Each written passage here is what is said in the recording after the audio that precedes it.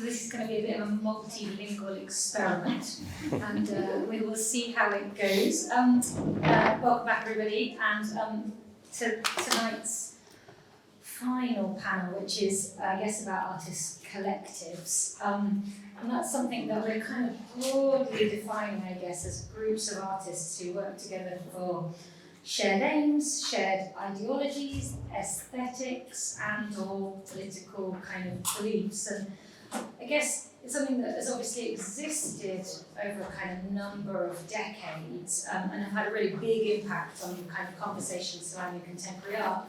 And I think particularly, in fact, in the last couple of years, it feels like there's been a real moment where the idea of collectives has kind of had a bit of a spotlight certainly in the kind of contemporary art scenes that I've been working in. I mean, just last year, the Turner Prize in the UK had the whole shortlist was with artists, collectives and duos. We're about to have the next documentary in Germany, which has been curated by the Indonesian collective. And so I think, which is in its curatorially also focused on the idea of collectivity. And I wonder whether or not there's something about the pandemic that has brought up this notion of kind of being together. But actually, I'm very happy this afternoon to have some real experts working in collaborative kind of constellations, let's say, with me, to kind of maybe think together both about the idea of artistic collaboration as a collective endeavour, but also the idea of artists coming together with separate practices, but maybe collaborating through the idea of kind of shared resources, or somehow kind of using those collaborative spaces to support a scene and a conversation. So firstly, I wanted to introduce Abbas Yousif, who worked with another artist really over, I'm going to say, 25 years, since the late 1980s or early 1990s, to create a kind of graphic studio and workshop. But very much to, as I understand it, to kind of actively maintain a kind of individual practice whilst at the same time using this shared resource. And then Mary and Hussein, who are collectively known as the Dilmuni couple, but I think also operate as an individual artist in their own rights to create work. And so it's really different kinds of collaborations. But what I wanted to do was start, in fact, with Abbas and ask him to take us back to the late 1980s and start off, I guess, maybe just describing what the art scene in Bahrain was like at that moment, and then using that as a context to tell us a little bit about how you started collaborating with Jabba. مرحبا، مساء الخير، شكرا. يبدو أنا جدا متخلف تكنولوجيا فاسمحوا لي. طبعا أعتقد كلمة تجمع كلش كبيرة علينا، أنا كثنائي أنا وعبد الجبار غضبان. المعلومة الصحيحة احنا بدأنا في 1989. طبعا المشروع ما زال يبدو ما تبلور. الهدف منه إلى حد هذه اللحظة هو إيصال كل معلومة لها علاقة بفنون الجرافيك كاملة، اللي أظن أنها تأسست على يد المربي الفاضل الأستاذ الكبير عبد الجبار غضبان، اللي أخذ على عاتقه فتح مرسم عشتار في جمعية بحرين الفنون التشكيلية. قبلها بذلك طبعا عمل معرض في 1978 في حديقة الأندلس. عموما هذه التجربة الثنائية بيني وبين عبد الجبار الغضبان لم تقم فقط على أساس غرض فني بحت، لا، تأسست انطلاقا من اتفاق فكري وعاطفي وثقافي بالدرجة الأولى. لذلك ما زالت مستمرة. كنا نطمح حقيقة منذ بدء التأسيس، وحسب قراءاتنا على الأقل باطلاعنا السابق بالجماعات الفنية اللي تأسست في العراق مسبقا، على سبيل المثال جماعة الفن الحديث، جماعة البعد الواحد وإلى آخره، مرورا بمصر جماعة فرنسيسيونان كسرياليين وإلى آخره. طبعا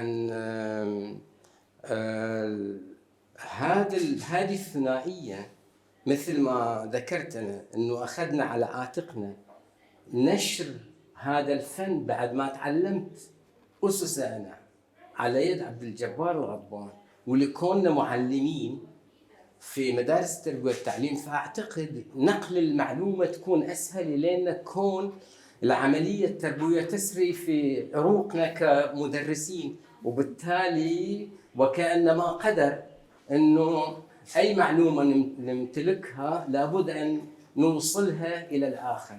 وبالفعل هذا ما تبنيناه وبدأنا بإقامة الورش. بتعرفوا أنه فن الجرافيك فن متعب، فن وسخ، فن بحاجة لمجهود، فن غير مقدر في الساحات العربية حتى هذه اللحظة، لكونه رخيص ولكونه متعب أيضا. عموما هذه أمور ذات إشكالية. طبعا بدأنا بإقامة الورش في البحرين. حتى بس أجيب معلومة لصديقتي الوردة بيان كانوا، أنه أقمنا ورشة في سنة 1995 أو 96 في وش اسمه ده مركز الإبداع التابع للمؤسسة العامة للشباب والرياضة. طبعا أخذنا المكبس من الجمعية وأخذنا كل الأدوات، وهذه الورشة كانت لفنانين من دول مجلس التعاون، من قطر أتذكر، من قطر، من الكويت، ومن السعودية. طبعا بعدها توالت إقامة الورش. أقمنا ورشة إلى طلاب مدرسة سان كريستوفر، واللي كان من ضمنهم الآن الكيوريتر أمل خلف. وأقمنا طبعا توالت الورش، أقمنا ورشتين أو ثلاث في الجمعية لفنانين حضروها، واللي ما زالوا مستمرين أصدقائنا نادر كاظم، نادر العباسي، لبنى الأمين، علي المحميد، عبد الشهيد خمدان. عموما لكن المفارقة الأكثر يعني اللي ما حد يعني احنا لحد الآن أنا وجبار لما نقعد أطالع وطالعني إنه وش هالجنون هذا، إن أنت يطلب منك تقيم ورشة في سلطنة عمان. زين وش عندكم من أدوات؟ ما عندهم شيء. شلون أنت بتدبر الورشة الآن؟ فناخذ المكبس معانا، أوكي، وناخذ كل الأدوات، كل شيء من مرسم عشتار، نقيم ورشة. المكبس هو تقريبا أعتقد عرضه ما يجي 30 كم جعفر المساء؟ A4 أوكي، إلى 30 فنان، 30 طالب، وأحواض أسد، والورشة تبدأ من الصبح لليل، لا نفارق المكان طبعا. فصارت الورشة عموما، وأقمنا ورشة من نتاج الطلبة. أنا أرجع إلى الوراء إنه إلى هالدرجة كنا مجانين. حسين المحروس صديقي يقول لم يسعفكم الوقت.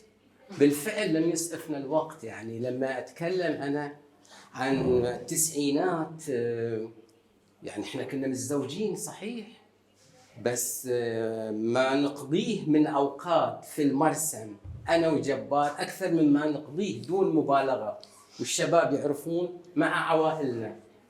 كنا يعني كان الهدف هو نشر فن الجرافيك بأي وسيلة من الوسائل. ولحد هذه اللحظة طبعا تطورت الأمور. عبد الجبار الغضبان إليه طول العمر على أساس يتطور أكثر اتجه إلى الاشتغال بالديجيتال آرت وإلى آخره، وأنا نحيت منحى آخر طبعا بعد استئذانه أيضا، لكون تبحرت نوعا ما في الاشتغال على اللاين كات والوود كات، وبدأت على الأقل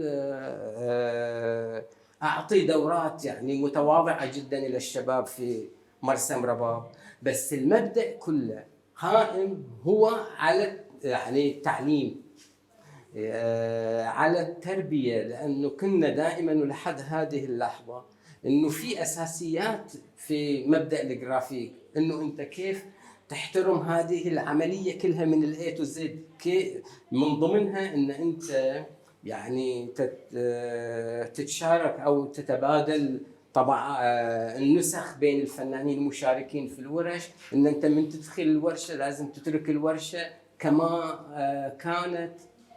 عموما طبعا رجوع قليلا الى مرسم عشتار اللي هو الحضره العظمى انجاز القول.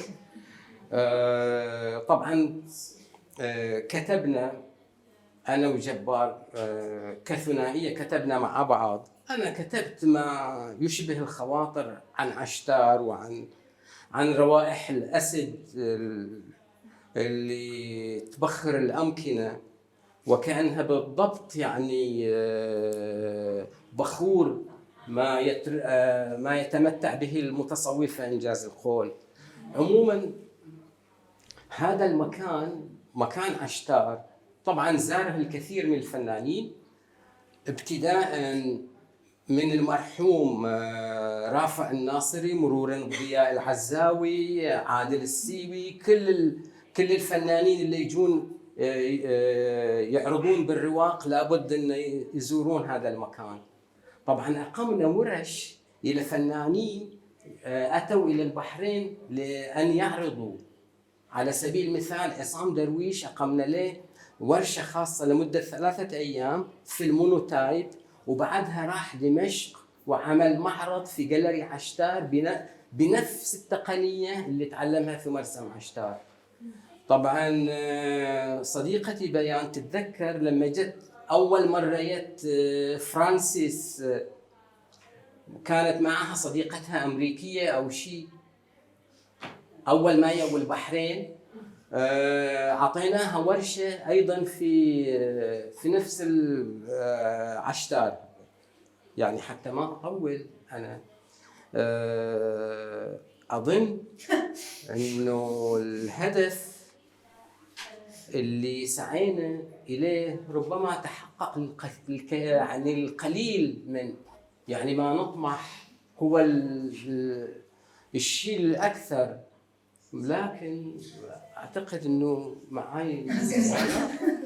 So I want to come back to some of those points, but I think in the first instance I also want to bring Mariam and Hussein into the conversation, and just to ask, I think, the same question to start with, not the bit about the 1980s maybe, but about how your collaboration kind of started first of all, and also in that sense, like what your kind of initial thinking was in terms of how it might work between you. I can take that. I mean, between you in terms of your individual interests.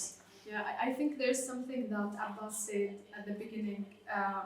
There should be a sort of harmony when you want to work with someone else or a group of people, and I think this is a very important. And since we are speaking about artist collective and people working together, us being married was not necessarily the reason why we work together. And a lot of people think that we're married and then that's a natural kind of outcome of us being married, but it's not. I think almost the opposite. I think there was a sort of harmony in the passion for photography that nurtured along the way when we started discovering together this passion. And then and then he mentioned as well emotions when it comes to photography, not when it comes to our love relationship, and the way we see photography, the way we also understand the world, the way we have different social or political views. I think this helped us to just think that we can really work together as a team. So if you have something. Yeah, I think at the beginning of the symposium, you mentioned the gesture thing. So this was the first project when we tried to do something about the farm that's in our backyard. So there's a new development. We kept filming for 1 year. So it was a gesture to participate in one of the exhibitions, but then we didn't get any critical feedback or any criticism on this work, especially it was our first artwork. So that moment we felt there's something wrong. We need to open a discussion between each other to discuss the work, to discuss the idea itself. And so I think that's the beginning of the collaboration work. Can you tell us a tiny bit about what you were doing individually before then? Because I guess I'm just interested how that conversation started as you having individual kind of interests, and then what that moment of like, oh, actually this is something that we can collaborate on. I guess Hussein was like more drawn to the camera more than me. Like we both had this relationship with the camera somehow. It was more of family photos, and we did not have any art, a formal education in the arts, or like the idea of really becoming a photographer was not something that was present. Even I think when we graduated from university, I think our participation was just a small participation in the photography club that was there.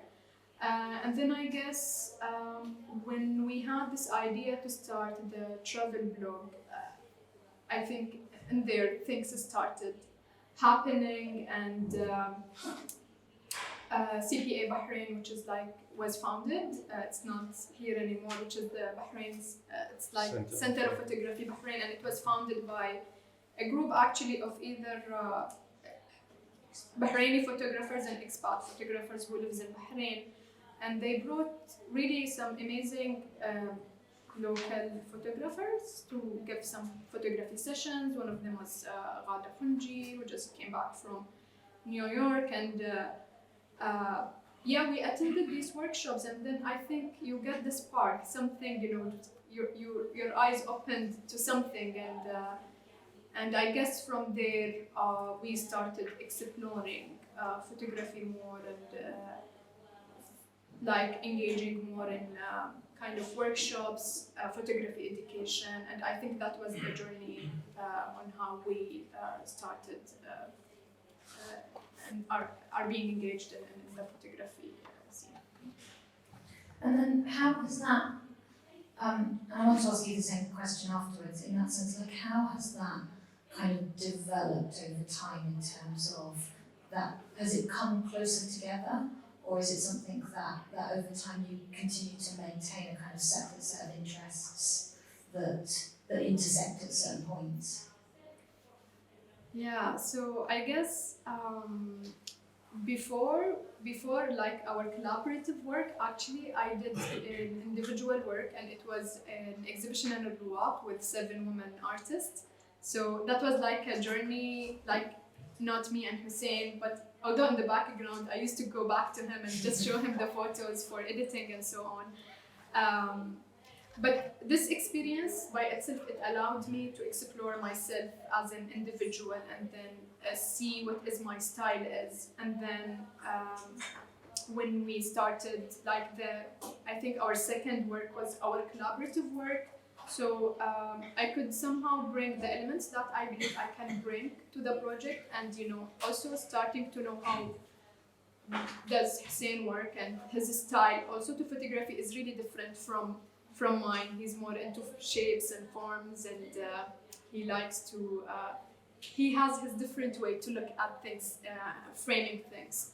So I think when we come together, each one of us know their strength point and what we can bring to the table, and then we start forming the project on this basis. And we have a lot of discussions, of course, in between to bring a sort of alignment to how we see this project will be going and the outcome of it. And so I wonder if you could then also tell us a little bit more. I think maybe you kind of touched on it when you were speaking before, but just about this idea of how you collaboratively kind of run the workshops and then, but also maintain your own practices as artists, and just how you kind of manage that balance between those two things, or how, when they were in tension with each other? يعني المفارقة إنه إحنا يعني نشتغل أنا وصديقي جبار الغضبان يعني طوال الوقت. الجانب اللي أفادنا هو اختلاف الأسلوبين، بين جبار يشتغل في المجال التشخيص التعبيري وأنا أشتغل في مجال ما يسمى بالحروفية العربية والقريبة من التجريد والى آخره. كان يعني تصورنا إنه القبوع في نفس المكان هذا كان مثابة أمر خاطئ، وبالتالي اتخذنا القرار الجريء بعد ما طلعنا على الخارطة على الأقل ولو بشكل متواضع، إنه القلة القليلة من يتجرأ في البحرين آنذاك ويعرض برا. الشغل الجرافيك سهل الأمور كثيراً، يعني تحمل طبعاتك بشنطة وعليك تبروز. لذلك أخذنا الخطوة الأولى، أظن كانت جريئة جداً، أن نقيم أول معرض ثنائي مشترك في الكويت سنة 1994، وبعدين ننتقل إلى الأردن وطبعاً سوريا. طبعاً مررنا بمحطات كثيرة في مسألة العروض، بس الفكرة كلها إن إحنا ننقل هذه التجربة اللي نظن إن هي جزء من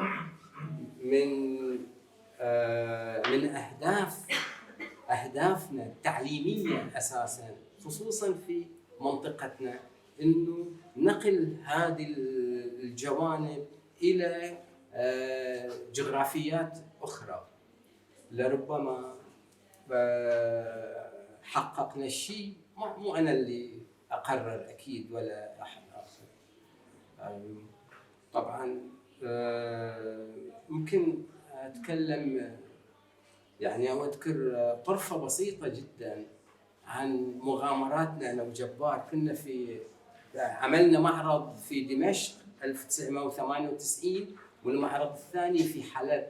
في أثناء محاولتنا الانتقال من الجراجات لمنطقة البرامكة في دمشق نروح بالباص، كنا واقفين وأنا كنت ملتحي. أكيد الشباب يتذكرونها لحية كاسترو دي. وكنت أدخن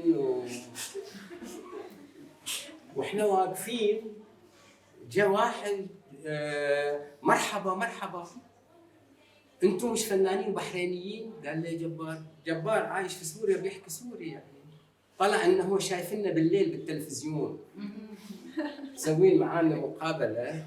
فهذا من ضمن. طبعاً انتقلنا إلى عرضنا في السويد،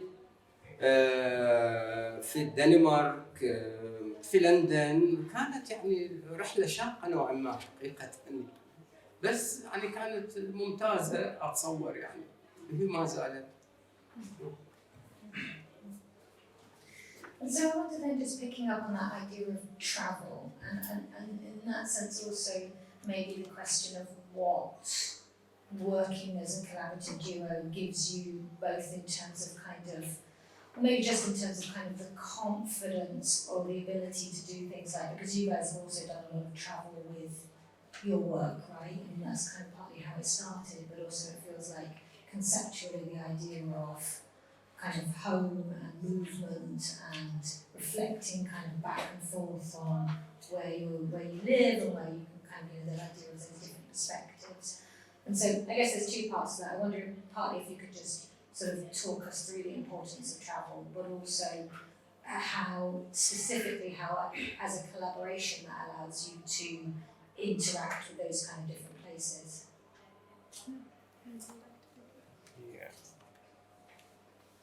Yeah, I think traveling is one of the means that help us to meet and expose to different kind of art, maybe more serious art, or even meet more meet different curators or editors. and that way you can invest really heavily on going to different museums. You get the chance to visit, for example, UK or United States, to invest in educating yourself. I think that's the traveling part. Yeah, travel is amazing, right? So, you travel from, you kind of have a certain idea about the world, and then you travel, and sometimes you start changing even your perspective about things. And I think, as Hussein mentioned, is the opportunity actually to go and visit different museums and even walks in different places allows you to expand your views of the world. And of course, when we come back, we bring that with us, a more open idea about how things are happening around. And but again, going back, we're a couple, right? So it's always this romantic idea of a couple working together actually helps. So and it also gives us access sometimes to people or places we wouldn't have otherwise if we were individuals. So, for example, in countries like where there are some religious traditions, I would have this access to women, which Hussein wouldn't, and then he would have access to some men exclusive places which I wouldn't. And sometimes also us being together, sometimes we find it more accepting as well to either go in these places where gender is segregated. And then also we bring our views of these two worlds when we speak together about a project, which I think is powerful as well. I mean, it was part of the previous conversation, talking about like walking, and I was thinking, for you guys in that sense, it's also about something that must be about being able to kind of process some of those things in real time with each other. So not just kind of going and experiencing and then bringing that back to the studio, but also going and experiencing and then kind of constantly being in dialogue as it's happening. Yeah, Mariam like to investigate. Yeah. Whenever I proposed an idea, she starts her investigation until you are upset. I think there is one thing where you can. I'm going to ask you about disagreements next. There is one thing when you can create something while you're sitting in your room, just reading theory or like having this theoretical idea of something, and then I always like to go and see real life, real world, and then also bring that to the work because sometimes we can be really isolate ourselves and have really some perspective that is really far from what's happening. So walking, going, being there in the place for a long time, talking a lot helps in bringing always perspective to our project. So we make sure to do that whenever we get the chance. And presumably, I'm really interested again in this kind of like the length of time that your collaboration lasted, and again like how that changed over time, or what that conversation was as particularly in that case as technology was developing and changing, and how as a collaboration you, I guess, negotiated that need for updating and changing what you were working on. يعني أعتقد المختبر اللي كنا نعيشه وما زلنا أنا وجبار غضبان هو يعني أرجو إنه يتكرر في أماكن أخرى، لأنه بالفعل كان يعني مختبر قاسي بيني وبين جبار، إنه نقاش حاد يصير في كثير من الأحيان حول المنتج نفسه، يعني من عدة جوانب. النقاش أيضاً حول كثير من القضايا سيما الفكرية والسياسية. يمكن إحنا محظوظين من الجيل القديم اللي كان الكتاب همه اليومي إنه يقرأ ويطلع إلى آخره. هذه يعني متنت وأعطت تجربتنا على الأقل هذا الزخم وهذه القوة واريد اشير الى شغله جدا مهمه انه في هذا المجال في هذا الاطار الان بالتحديد، انه التجربه هذه الثنائيه في يوم من الايام جاليري الرواق لم يتوانى في انه يعرض تجربه الاثنين من الحفارين في البحرين جبار الغضبان وعباس يوسف في مجال الجرافيك بالتحديد. كان الجرافيك ما يعني الجاليريات على الاقل ما تخاف تعرضه لانه لا قيمه له ماديه، وهذه تعد واتذكر انه اللي قدمنا الله يرحمه رافع الناصري فيه. وعموما يعني الاشتغال انا وجبار طبعا ادى بعد فتره الى ان احنا ننتقل من جانب الجرافيك يعني الحاد هذا الى اطر اخرى للاشتغال على الاعمال اللي تنفذ على القماش او يعني على الورق ككولاج والى اخره. يعني حتى شغلي اللي الان انا عليه الكولاج اللي اشتغله هو كله انطلاقا من شغل الجرافيك، يعني كل الاوراق. بس طبعا اذا تسمحي لي ذكروا الشباب حسب ما فهمت انا انهم فازوا بالجائزه وما حصلوا على يعني ردات فعل نقديه، هذا ما فهمته. يعني حاولنا ايضا في المرسم، وانا يعني حاولت وفشلت حقيقه ان اكون كاتب على الاقل يضيء مناطق غير متطرق اليها في المشهد الفني، لكن للاسف فشلت ما قدرت. وهذا ولحد الان اظن ان هي مسؤوليه الفنانين، انه لابد من احد ياخذ على عاتقه هذا الجانب. لذلك انا مضطر وبمحبه دائما انه اجاري الفنانين الشباب اينما ولوا، واحاول انه ادخل معاهم في المشاريع واطلع رغم يعني التقدم في العمر. بس يعني اعتقد متطلبات الحياه انه لازم احاول التقرب الى مريم النعيم وما تنتج علي حسين وجعفر والشباب. طبعا الان الرواق بياخذ المنحى الاخر لبث فن الجرافيك من جديد يحييه، يكثر خيره يعني. I think this is your part in participating in the ecosystem as well.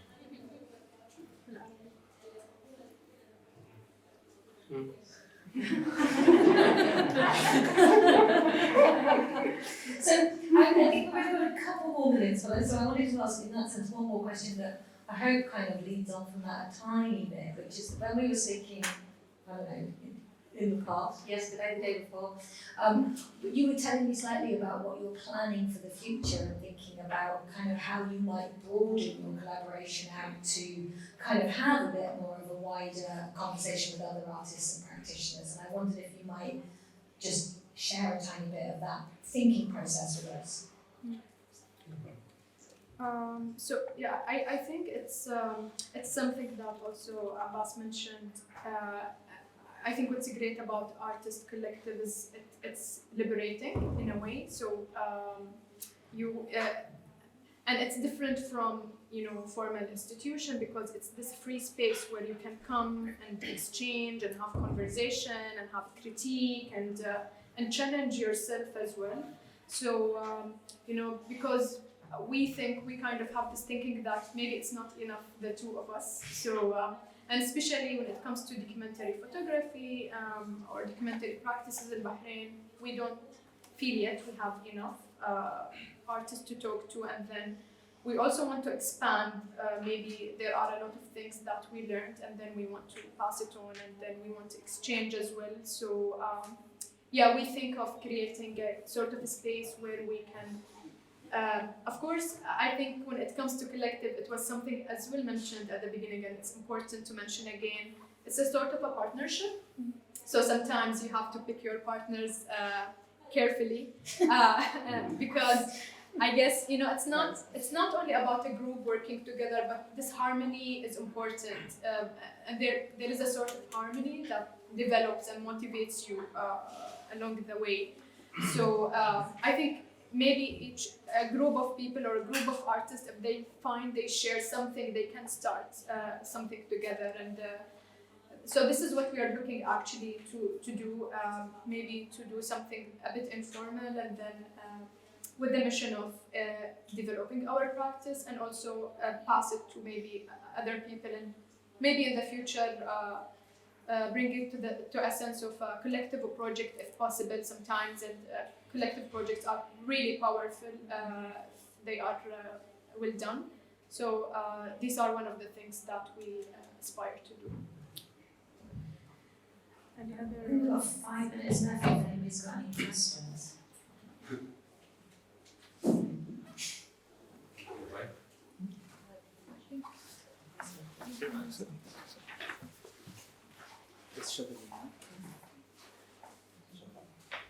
Thanks. I find it very interesting that right from the very beginning, Rose, when you were talking about in the last couple of years, collectives have become more internationally acknowledged. As you were saying that, I couldn't help reflect on the fact that in this region, collective practices have been around for about 20 years, certainly as long as I've been in the region working in the arts. I mean, there's been collective organizations in Egypt, in Jordan, there's Macan, for example, there's Palestine, Beirut has a number of collectives, and these were all started in the early 2000s.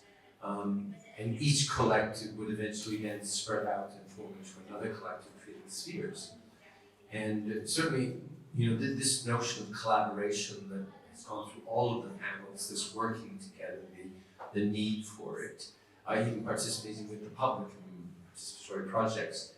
But I have to actually say, and I think I've spoken to, Roberto saying, I've certainly spoken to a lot of other people about it, I don't understand why there seems to be a block here in Bahrain, why there isn't more collaborative working going on. I applaud the fact that when we talked the other day, you were talking about your new project, about working with other people. But I'd like you to, I want to bring that up to the table. What do you feel as artists is the reason for the fact that there are so few collectives, so few collaborative groups, formal or informal, in Bahrain? It's not a cultural difference. I won't accept that. So somebody please answer that, because it's been bothering me for ever since the pandemic started. You want to answer that? That's a tricky question. I think you mentioned at the beginning, people try to put a shield in front of them, not accepting any critique or not accepting people to talk about their way. It's kind of defensive thing. Maybe this is part of it, actually. Maybe you have other reasons. So I think specifically in GCC, I always go back to this idea that we are used to always have the subsidized kind of services, healthcare, housing, whatever. The way we live actually somehow impacted how we think about how things should happen in our country. And I think we should start changing this idea and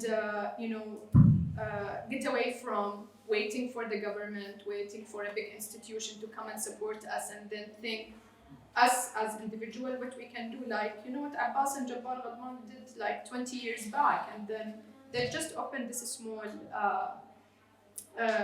studio space, and then brought people producing. They started getting invitation to go and exhibit in other places or deliver these workshops. So I think we start with this, that we can start small, no harm in that. We can start small from a humble place, and then the second thing is start exploring ways to get support. There are many institutions now around the world, not only in Bahrain, that support collectives, and actually it's even easier if you are a collective to get funds than if you are an individual. So for those who wonder about money and wonder about funding, there are opportunities actually now. A lot of, I think, institutions around the world do support collectives in a way to either fund programming, fund production, and so on. And then when this collective is formed, when people will start producing and things materialize, things will happen. So it's a process. I think it's a social change that we need to bring to Bahrain. I hope we can start something. Actually, we've been trying to start this collective and we failed. So, but we want to try again and do that. And sometimes we put the obstacles first, like we say, we cannot find photographers who join our vision. We cannot find someone who suits our style. But we challenge ourselves again, and we will try. We put the work out there. We will try again and see how it will work. So yeah, I think we should start from here and then see what will happen. Can I answer the? لا ممكن ويجيب ممكن يجيب يلا. This is my personal opinion, William, but there is a sense of competition here that exists between the artists, and it's that they work kind of individually. There isn't this strong spirit of like working together. I'm not sure what it is, but maybe because there is as well limited outlets where you can exhibit, so they want to show like I am better than others. I feel like this. The number of outlets are very limited, which makes it maybe like a more competitive field. That's one way I would see why there is less collaboration between artists.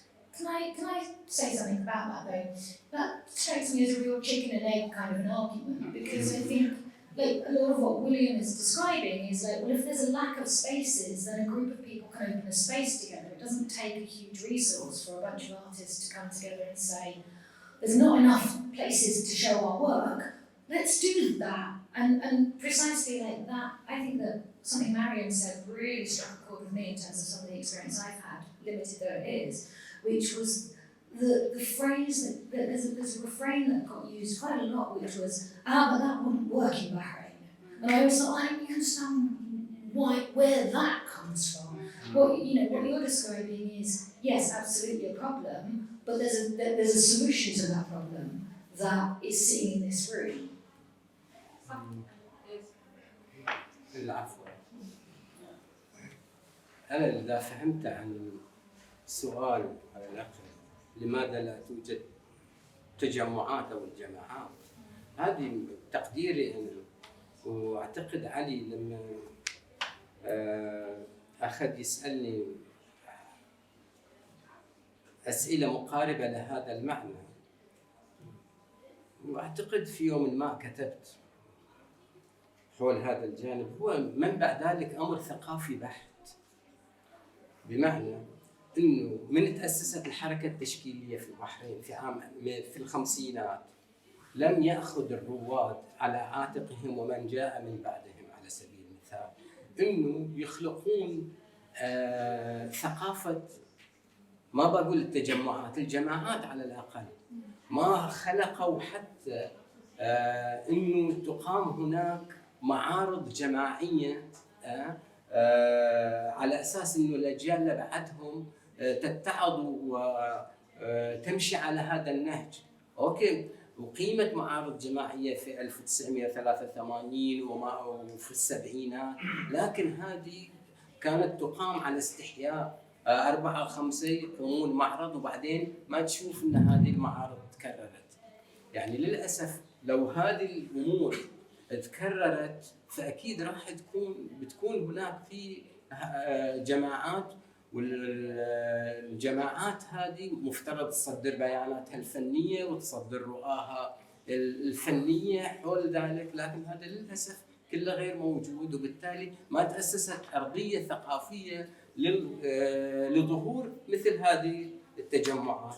يعني اذا كان في لبنان وفي سوريا وفي فلسطين وفي مصر موجوده، لان موجوده هذه الجماعات، موجود هذين الفنانين اللي يعني حتى الكبار اللي يؤمنون باهميه الفعل الجماعي، وبالتالي تقام هذه الجماعات الفنيه، وعليها تظهر جماعات فنيه في على كل الصعد. هذه وجهه نظري يعني.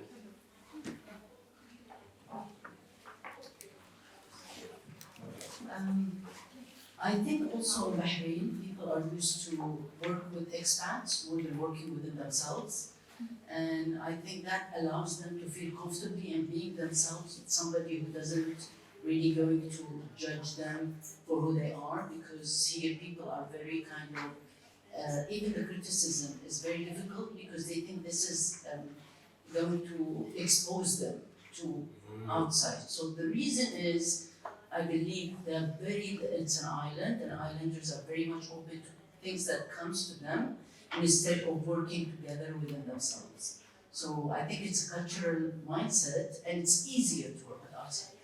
So there is also the Danish Bahraini couple who they worked also as an art and art institutions, and if you see also they do support people who comes from out, it's easier. And they don't see the obstacles. They are afraid from failing.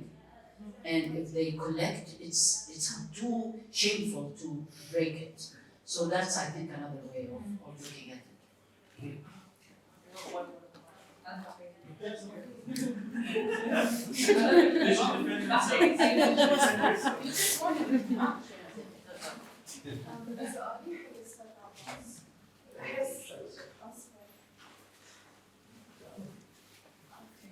سؤالي حق الأستاذ عباس.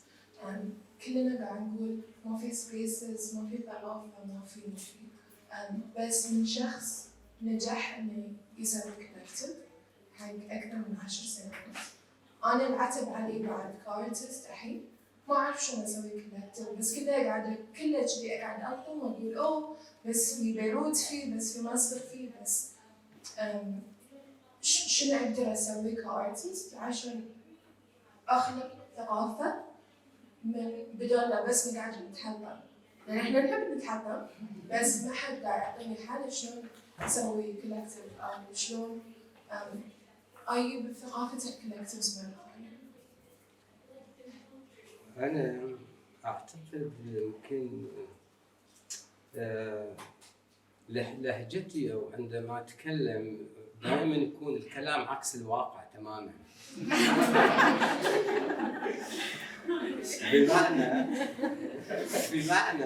بمعنى ان واحد مجنون هو عبد الجبار الغضبان يطلعون من البحرين حتى يروحون امستردام لهولندا حتى يروحون يطالعون بليتات مال رابراند. اوكي ونشوف المكبس الخشبي. اوكي وبعدين نجي على اساس نطبق هذا الشغل الجماعي هذا. لولا المحبة ما أعتقد بيقوم. أنا أنتقد صحيح، أنتقد بمحبة إنه أتمنى إنه تصير في شغل جماعي. يعني أنا أفرح إنه لما أشوف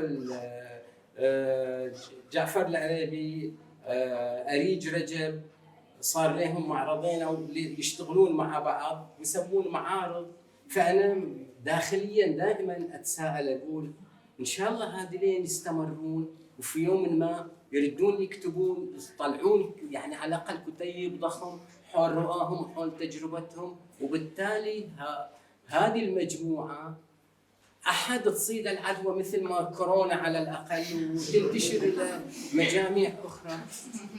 أوكي يمكن يعني نعطي ويليام يعني امل انه في البحرين يعني فعل جماعي ايضا انه ترى راح يصير. يعني هذا اللي امل هو مش قصة تحبيط أحد نهائيا، وهذا دائما أنا أكرر حتى على صعيد إنه لما أسولف مع أصدقائي المصورين الفوتوغرافيين ومع حتى أصحاب الجاليريات، يعني من ضمن الأسئلة جهلي لما قالوا لي في واحد اسمه فنان اسمه الزياني، رحت أدور لب هذا وين؟ قالوا عايش في أبو ظبي وترى ما يعرف لغة عربية وتورطت أنا فيعني من شغفي إنه بكرة لا أخاف إنه أحد يسألني ويقول لي أنت متخلف يعني حقيقة. Can I as well answer to Hayan's question? So I think there was something that was mentioned, I think, in the first panel when Nof said sometimes you can do something out of your frustration, and then so instead of complaining, maybe it's really powerful to be angry at something, right? You would see a lot of things in Bahrain and you're angry about it, and then you would find people who share your frustration, right? So you would think I can work with those people to do something. So I think this is the powerful of a collective, because you might be alone, just frustrated, complaining, but then you might find one or two people, and then maybe together you can start out something. And it can start really very simple from Instagram. Now we have social media, to maybe renting a small space, to maybe holding an exhibition together, maybe next applying to a grant, then approaching formal institutions for something. So it's a journey as well when you start, I think, a collective, and again, it's different from formal institutions because it allows you to bring out this frustration about something and have an act, do something about it rather than just complain. So. I'm going to get told off because it's signing, so time's up. I know him. No, but I was just going to say exactly what you were talking about now, because it seems like a lot of the problems and the things we're discussing are related to us talking but not doing anything about it. And yeah, it is about complaining, and everyone shares the frustration. But I think the fact that everyone is here and everyone here senses that this is an issue and has complained about it in the past, like this is also a setting in which we can make something happen and change it. And I think if we're going to start doing it, we should start it here. I just say one. Add to Nasser is, I just add that nothing's perfect. So don't expect it to be perfect. There will be some obstacles, and then you have to get over it. That's what I think the fear. Exactly, and I mean it's not going to be perfect the first time. It's not going to be perfect the second or third time. It's fine. And I also agree with you when you were talking about like the fact that we do live in a place where we expect things to be done for us to a certain extent, or things to be constructed, and then we're like, oh, this thing's there, let's go. And there's no action involved to make something happen. And this in the UAE, and I know this was a problem there too. It's not so much of a problem now because people did something and they worked on it. There was no culture of critique, and I remember that time. There's a huge culture of critique now, and people are accepting. They accept it and they thrive based on that. And so I've had that experience, and I'm willing and very happy to share it. So I will join your club. You're welcome. أحد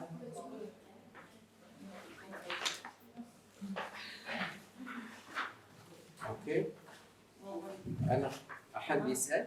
Hello. No, I just wanted to add to the same conversation because I'm really surprised that everyone kind of agreed on the question that there's no collective.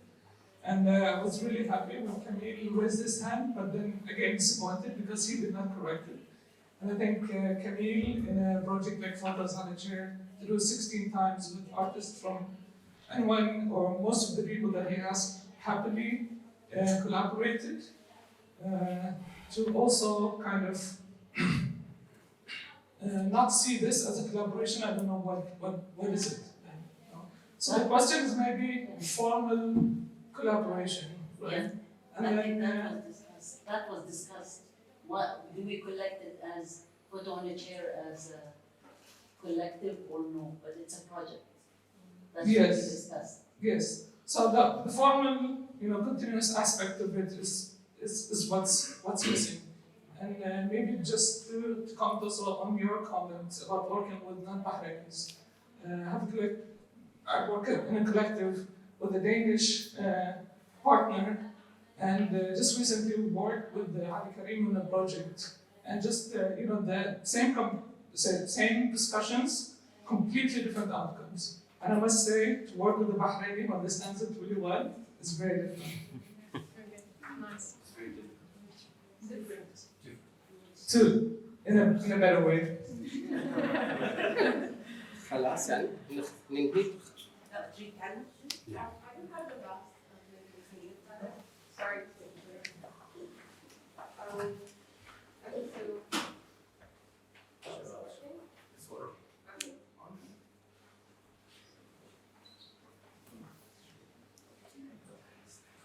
Okay, so I've been seeing this, and I don't know if people noticing it or not, but I've been going to art exhibitions for a while, and I've been noticing the same artists are participating in all the exhibitions that should bring more new artists to the scene.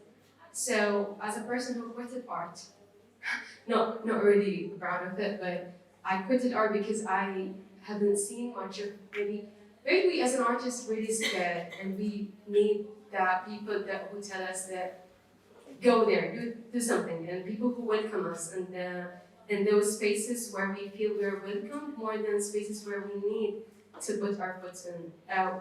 This generation is dealing with social anxiety more than any generation ever. So if you're telling me you're bringing people to make an art exhibition and they know all of them know each other, every year they're doing the same exhibition with the same people, and they're opening the participation for everyone, but they're not accepting everyone. So I think it's more about the selective choosing in Bahrain here. There is small communities where people know each other, and they're always let's not talk about names, but they're always choosing the same people. Because I follow artists, young artists, and I haven't seen their works on exhibitions. I know Hayat, and I'm really proud of her work. I haven't seen her work in an exhibition.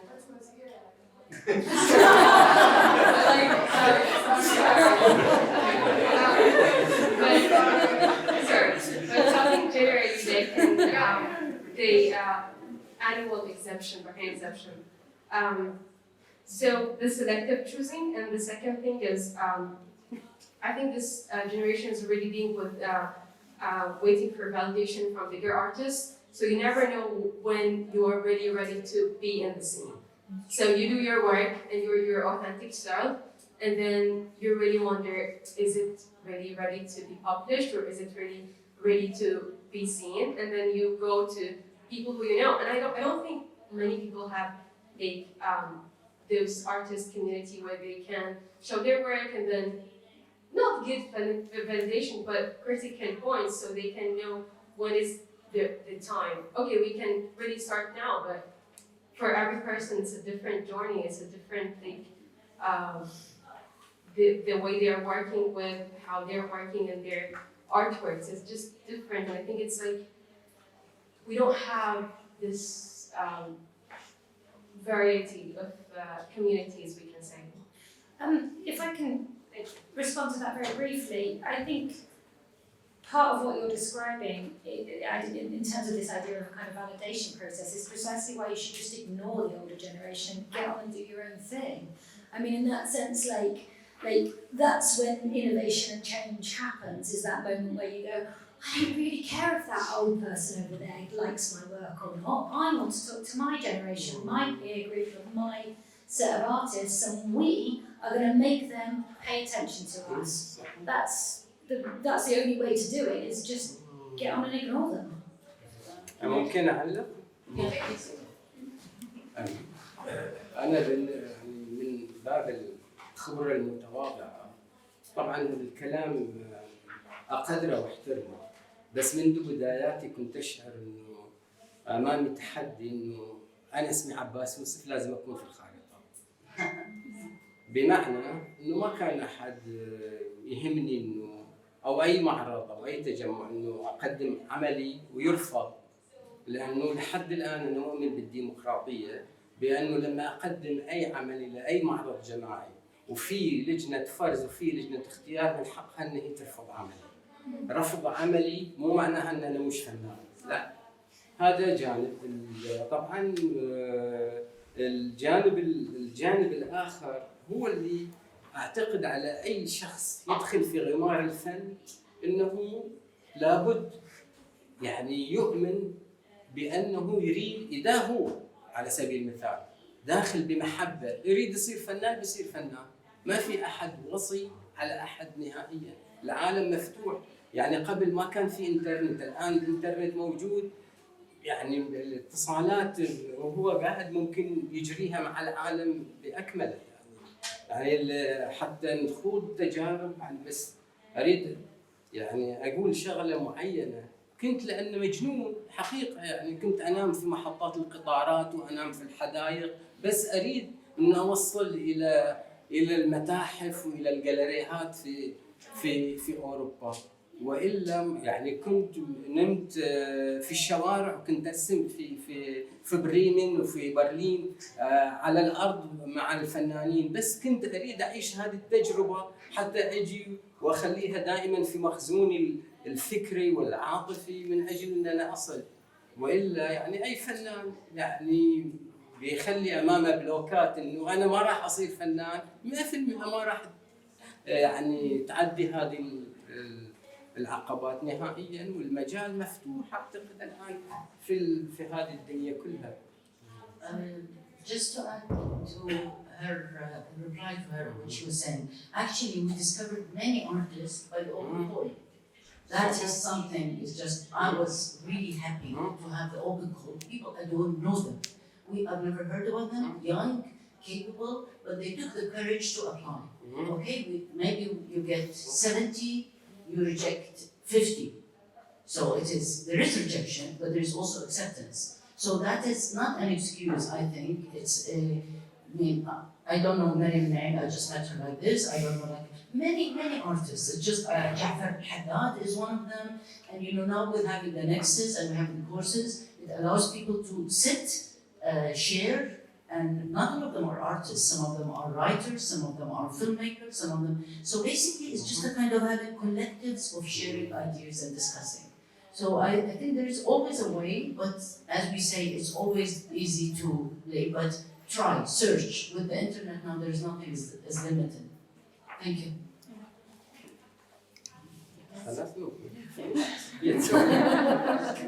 قبل كل شيء طبعا سامحوني لزاما علي انه لازم تجربتنا الثنائيه انا وجبار.